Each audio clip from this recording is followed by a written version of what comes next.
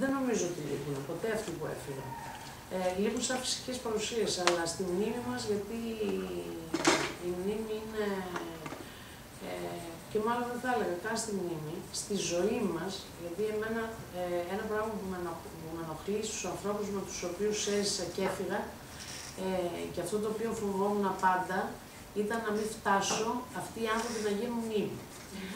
Οπότε νομίζω ότι αυτοί οι άνθρωποι που έφυγαν, αν ήταν σημαντικοί, είναι μαζί μας. Και είναι παρόντες σε οποιασδήποτε